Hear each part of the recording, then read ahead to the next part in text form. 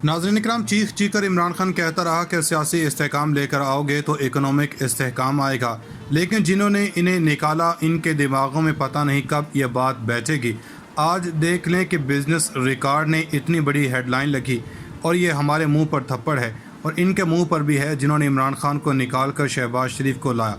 Qatar ने पाकिस्तान को वाज़ेह तौर पर कह दिया कि नो, हम आपको एक ढीला भी नहीं देंगे, जिसमें रीज़न दी गई है कि शहबाज शरीफ की हुकूमत कतर गई तो इन्होंने कहा कि आपके मुल्क के अंदर चूँकि अदम इस्तेहकाम है, एक हुकूमत जाती है दूसरी आती है, कोई पॉलिसी नहीं है, लिहाजा इमरान खान की हुकूमत आई थी जब पैसे लेने के लिए तो हमने इनको एग्री कर दिया था कि हम आपको नहीं कर सकते, हम आपको एक रुपया नहीं दे सकते और हमारी तरफ से इनकार है।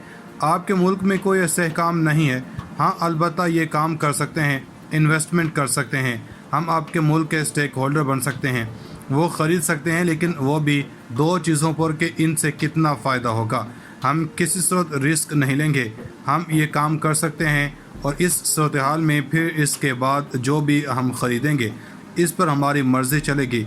मिसाल के तौर पर पाकिस्तान के इदारे में इन्वेस्टमेंट की तो वो देखेंगे कि जहाँ से मुनाफा आ रहा है कि और इसके फ़ैसलों का इख्तियार हमारे पास है। देखें, जो कतर के अमीर हैं इनका बैकग्राउंड और स्टेक समझ लें, इनका बैकग्राउंड है, कहा इन्होंने अपनी मेहनत से कतर को इतना डेवलप करवा लिया है कि वहाँ पर फुटबॉल का वर्ल्ड कप होने वाला है और अब पूरी दुनिया के ममालिक से वहाँ लोग आ रहे हैं और इनकी इकोनॉमी इतनी बूस्ट कर जाएगी और इसकी असरात 7 साल तक रहेंगे। यानी समझ लें कि कुछ दिनों का इवेंट 7 साल तक मुनाफा देगा।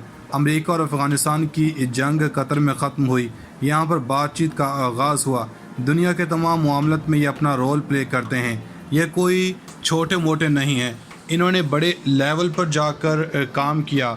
इन्होंने जहाँ पर भी इन्वेस्टमेंट करनी होती है, इन लोगों ने तुर्की को 10 अरब डॉलर दिए थे, लेकिन पाकिस्तान को एक ढीला नहीं देंगे।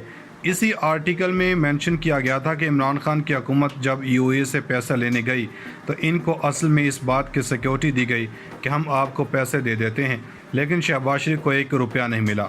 ये कहते हैं कि IMF पैसा देगा तो सब कुछ ठीक हो जाएगा।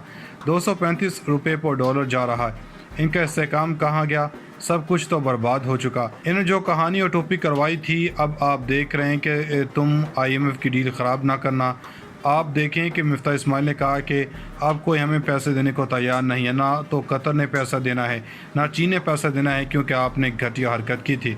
मिसाल के तौर पर चेक रिपब्लिक के अंदर लोग सड़कों पर निकल आए और इन्होंने कहा कि यूरोपीय यूनियन और नेटो जो घटिया हरकतें कर रहे हैं इसकी वजह से इनके मुल्क में बहरान है, महंगाई है, तेल का इशू है।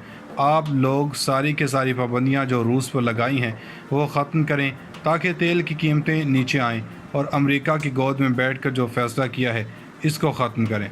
और हमारी देख लें, ज़रा बड़े अपने आप को फन खां और लायक फ़ाइक कहते हैं, हालांकि जहानत इनके पास से नहीं गुजरी। इन लोगों ने इमरान खान का तख्ता उलट दिया। वहाँ पर यूरोप में मुजाहरे हो रहे हैं कि अमेरिका के चुंगल से निकलें और इन लोगों ने अमेरिका के कहने पर तख्ता उलट दिया। अब बताएं कि क्यों अरब ममालिक पैसे देंगे। अमेरिका का साथ अरब ममालिक अमेरिका के ख़िलाफ़ हैं, सारे तो अब रूस और चीन के कैंप में हैं, मगर पाकिस्तान ने वही हरकतें की जब अमेरिका का जहाज़ डूब रहा है और अब इस पर सवार होने के लिए पाकिस्तान चला गया। इन बेवकूफ़ों को कोई पूछे कि ऐसा क्यों और कैसे किया जा रहा है। IMF ने इस बार पैसे दे भी दिए और इस सूरत हाल में इमरान खान चीख चीख कर कह रहा है कि इस्तेहकाम लेकर आओ। इस हुकूमत की औकात यह है कि कोई इनको मुंह लगाने को तैयार नहीं, बल्कि इनके हैंडलर्स को भी कोई मुंह लगाने को तैयार नहीं। मुल्क IMF चला रहा है, इस्तेहकाम मुल्क में है नहीं। मुल्क का वज़ीर-ए-आज़म जब ये कह रहा हो कि हमने अब छींक भी मारनी है तो IMF की मर्ज़ी से मारनी है, जो IMF की मर्ज़ी के बगैर छींक नहीं मार सकते, वो कैसे आर्मी चीफ की तैनाती कर सकेंगे। इमरान खान ने तो बिल्कुल ठीक बात की है। रही बात कि इमरान खान की जो इसने बात की है सिक्योरिटी रिस्क है, बंदा इनसे पूछे कि आपने तो अमेरिका के बगैर पूछे कोई काम नहीं कर सकते, तो ये क्या कर सकेंगे। लिहाजा जो हालात मुल्क में हो रहे हैं इनको कोई इख्तियार नहीं है, ना कतर ना कोई दूसरा अरब मुल्क इनको पैसे देने को तैयार नहीं। अगले एक कुछ अरसे में जो हालात पैदा हो रहे हैं मुल्क में इस्तेहकाम आए तो ही बात बन सकती है। नाज़रीन किराम, उधर पाकिस्तान के अंदर जो बातें हो रही हैं, जो ट्रेंड चल रहे हैं, वो आंखें खोलने के लिए काफ़ी हैं। अब ज़रा अंदाज़ा कर लें कि इमरान खान का बयान जिसको तोड़ मरोड़ कर पेश किया जा रहा, मईशत का हाल ये है कि इस वक्त कर्ज़ों में डूबा हुआ पाकिस्तान सैलाब से भी डूब चुका। लेकिन ये सारी बातें एक तरफ में, एक बड़ा मसला ये है कि इमरान खान को फिक्स करना है اصل میں عمران خان کے خلاف کون سی گیم ہوئی ہے؟ اب ایک بات ہی بتانی ضروری ہے کہ اب عمران خان کو غلط ثابت کرنے کے لیے کام کر رہے ہیں۔ بھارت کے ڈیفنس منسٹر راج ناتھ سنگھ نے جو کہا وہ آنکھیں کھول دینے والا ہے۔ راج ناتھ سنگھ نے جو گفتگو کی اور کس کا حوالہ رکھا وہ بھی ذرا سن لیں۔ راج ناتھ سنگھ نے کہا کہ پاکستانی قومی اسمبلی میں ایاز صادق نے کہا تھا کہ ابھی نندن کو پکڑا تو اس رات جب آرمی چیف آئے تو ان کے پسینے چھوٹ رہے تھے، ان کے ماتھے پر پسینہ تھا۔ یعنی راج ناتھ سنگھ نے کہا کہ ہم اتنے مضبوط ہیں کہ پاکستان ہمارا کچھ نہیں بگاڑ سکتا۔ ان کی پارلیمنٹ کے ممبر نے کہا کہ وہ ہمارے بارے میں بیان دے چکے ہیں۔ پاکستان کے وزیر دفاع یعنی خواجہ آصف نے بھی جو باتیں کی ہیں ماضی میں ان پر بھی کوئی بات نہیں کر رہا۔ ان کا معیشت قرضوں پر نہیں بلکہ صرف اور صرف عمران خان پر ہے۔ آج وفاقی کابینہ کا اجلاس بلایا گیا، وہ ہنگامی اجلاس کس لیے بلایا گیا؟ وہ اصل میں اس لیے بلایا گیا کہ عمران خان کے اوپر ایک نئے مقدمے کی منظوری دی جا سکے اور عمران خان کو جیل میں ڈالا جا سکے اور عمران خان کی پارٹی پر پابندی لگائی جا سکے۔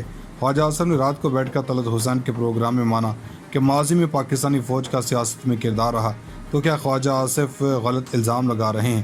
تو بھی پوچھ گچھ ہونی چاہیے، اور اگر صحیح کہہ رہے ہیں تو بھی اس کی تحقیقات ہونی چاہیے۔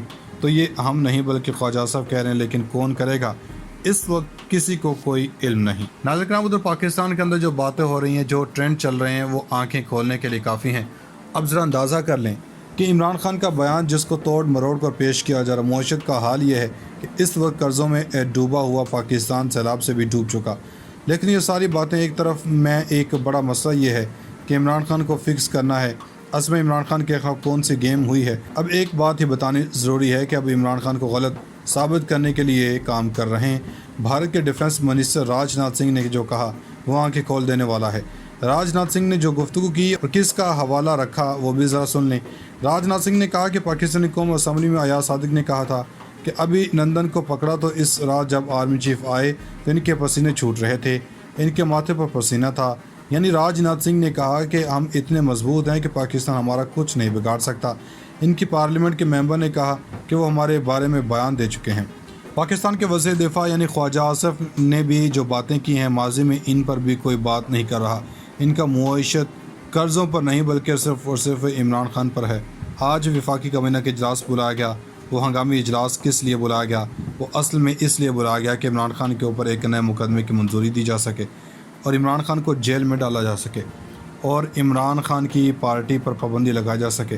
خواجہ آصف نے رات کو بیٹھ کر طلعت حسین کے پروگرام میں مانا کہ ماضی میں پاکستانی فوج کا سیاست میں کردار رہا، تو کیا خواجہ آصف غلط الزام لگا رہے ہیں؟ تو بھی پوچھ گچھ ہونی چاہیے، اور اگر صحیح کہہ رہے ہیں تو بھی اس کی تحقیقات ہونی چاہیے۔ تو یہ ہم نہیں بلکہ خواجہ آصف کہہ رہے ہیں، لیکن کون کرے گا اس وقت کسی کو کوئی علم نہیں۔